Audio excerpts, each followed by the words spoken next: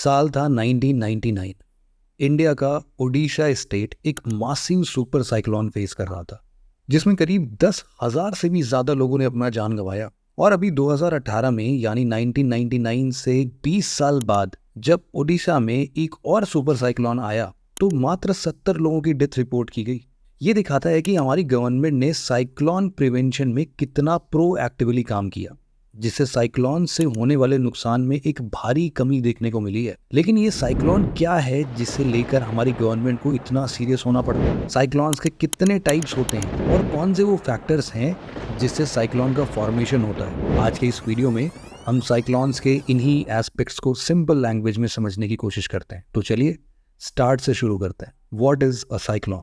Cyclone को simple भाषा में समझे तो ये और कुछ नहीं बल्कि एक स्विफ्ट और डिस्ट्रक्टिव एयर सर्कुलेशन है, जिसका फॉर्मेशन लो प्रेशर एरियाज के अराउंड एटमॉस्फेरिक डिस्टर्बेंस की वजह से होता है। साइक्लोन्स को हम दो टाइप्स में क्लासिफाई कर सकते हैं। पहला है ट्रॉपिकल साइक्लोन्स और दूसरा है टेम्परेट साइक्लोन्स, या जिसे हम लोग एक्स्ट्रा ट्रॉपिकल साइक्लोन्स भी कहते हैं। आइए इनको एक एक करके थोड़ा डिटेल में पढ़ते हैं। Formation of tropical cyclones. Tropical cyclones ocean के वार्म वाटर सरफेस पर फॉर्म होते हैं। जब ओशन का सरफेस वार्म होता है तो इसके साथ साथ सराउंडिंग एयर भी वार्म हो जाता है और वो अपवर्ड राइज करने लगे। वार्म एयर के इस तरह के अपवर्ड मूवमेंट से नीचे एक intense low pressure zone create होता है। इस लो प्रेशर जोन को ऑक्युपाई करने के लिए पास के एयर इसकी तरफ मूव करने लगते हैं। फिर यही विंड्स ओशनिक सरफेस से वार्म होकर फिर से अपवर्ड राइज करने लगता है और फिर से पास वाले विंड्स इसे ऑक्युपाई करने के लिए वो लो प्रेशर की तरह मूव करने लगते हैं। कुछ देर बाद यही प्रोसेस रिपीट होने लगती है और विंड्स मूवमेंट की स्पीड धीरे धीरे इंक्रीज होने लगती है। लेकिन जैसे जैसे वार्म एयर राइज होता है, एटमॉस्फेरिक टेम्परेचर के कम होने की वजह से वो कूल होता जाता है। आपको बता दें कि जब वार्म एयर कूल होती है तो ये अपने साथ लाए लेटेंट हीट रिलीज करती है और वाटर ड्रॉपलेट्स प्रोड्यूस करती है। इस तरह के रिपीटेड प्रोसेस से क्लाउड का मासिव सिस्टम और विंड मूवमेंट डेवलप होने लगता है, जिसे स्टॉर्म्स का फॉर्मेशन होने लगता है। बाद में यही स्टॉर्म साइक्लोन में कन्वर्ट हो जाता है। आपने यहाँ नोटिस किया होगा कि ट्रॉपिकल साइक्लोन्स सेल्फ फ्यूल्ड होती है और ओशन के सरफेस टेम्परेचर से खुद को फ्यूल कर लेते हैं। जैसे जैसे विंड्स और तेजी के साथ रोटेट होते हैं वैसे वैसे इन स्टॉर्म्स के बीच में एक आई डेवलप होने लगता है। ये आईज साइक्लोन का सेंटर होते हैं, जहाँ एयर का कोई डिस्टर्बेंस नहीं होता और यहाँ एयर प्रेशर भी काफी कम रहता है। यहाँ आपको बता दें कि जब विंड की स्पीड 119-120 किलोमीटर प्रति घंटा से ज़्यादा हो जाती है तब इसे ट्रॉपिकल साइक्लोन्स कहा जाता है।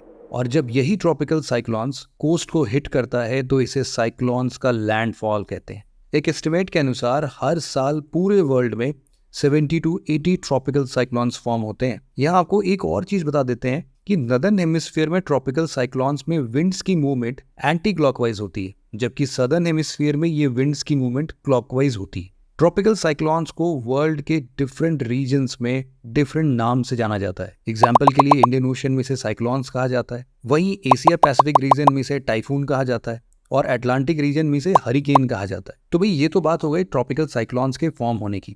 अब हम आगे बढ़ते हैं और बात करते हैं टेम्परेट साइक्लोन्स के फॉर्मेशन की। Formation of temperate cyclones. जैसा कि हमने पहले भी डिस्कस किया कि एक्स्ट्रा ट्रॉपिकल साइक्लोन्स या टेम्परेट साइक्लोन्स ट्रॉपिक्स के बाहर फॉर्म होते हैं और इन्हें mid latitude depressions, frontal depressions और वेव साइक्लोन्स के नाम से भी जाना जाता है। ये साइक्लोन्स मिड लैटिट्यूडनल रीजन यानी कि 35 डिग्री से 65 डिग्री लैटिट्यूड में फॉर्म होते हैं। ये नॉर्थ और साउथ दोनों हेमिस्फीयर में बन सकते हैं। टेम्परेट साइक्लोन्स का फॉर्मेशन ट्रॉपिकल साइक्लोन्स की फॉर्मेशन प्रोसेस से बिल्कुल अलग है। टेम्परेट साइक्लोन्स का डेवलपमेंट फ्रंट्स पर होता है। अब ये फ्रंट्स किस बला का नाम है?